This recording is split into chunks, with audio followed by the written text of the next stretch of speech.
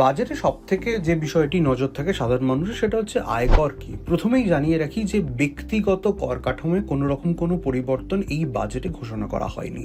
যেটি ঘোষণা করা হয়েছে সেটি হচ্ছে আগামী 1 এপ্রিল থেকে চালু হবে নয়া আয়কর আইন।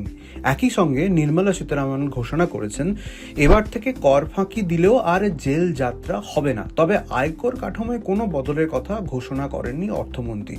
একটু বিস্তারিতভাবে আপনাদের জানাই, সেটা হচ্ছে কর ফাঁকি রুখতে আগেও করদাতা সহায়ক নীতি এনেছে মোদী সরকার। এবারের বাজেটেও কেন্দ্রীয় অর্থমন্ত্রী নির্মলা সীতারামন ঘোষণা করেছেন এরপরেও যেসব করদাতা ছোটখাটো কর ফাঁকি দেবেন তাদের জেল যাত্রার মতো কোনো শাস্তি হবে না, শুধু 10% অতিরিক্ত জরিমানা দিলেই মুক্তি মিলবে।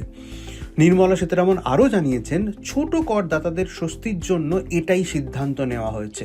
গাড়ি দুর্ঘটনার ইন্স্যুরেন্স ক্লেম বা কোনো সরকারি ক্ষতিপূরণ বা অন্য কোনো সংস্থার ক্ষতিপূরণ পেতে হলে এতদিন 5, 10 এবং 20% হারে কর দিতে হতো, কিন্তু এদিনের বাজেটে বিরাট ঘোষণায় অর্থমন্ত্রী জানিয়েছেন এবার থেকে দুর্ঘটনার ক্লেম বা ক্ষতিপূরণ পেতে কোনো রকম কোনো কর দিতে হবে না। তার থেকেও বড় যে বিষয়টি, এবারের সবচেয়ে আয়কর নিয়ে বড় ঘোষণা যেটা অর্থমন্ত্রী করেছেন যে 1 এপ্রিল থেকে চালু হচ্ছে নতুন আয়কর আইন। নতুন আয়কর আইনে 31 জুলাই পর্যন্ত আয়কর রিটার্ন দাখিল করা যাবে। অডিট হয়নি এমন ব্যবসায়িক মামলা বা ট্রাস্টের ক্ষেত্রে 31 অগস্ট পর্যন্ত রিটার্ন দাখিল করার সুযোগ রয়েছে।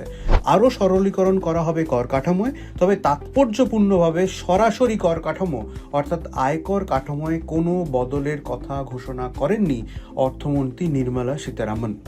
দেখতে থাকুন অর্পণ অ্যাঙ্গেল, সাবস্ক্রাইব করুন, ফলো করুন।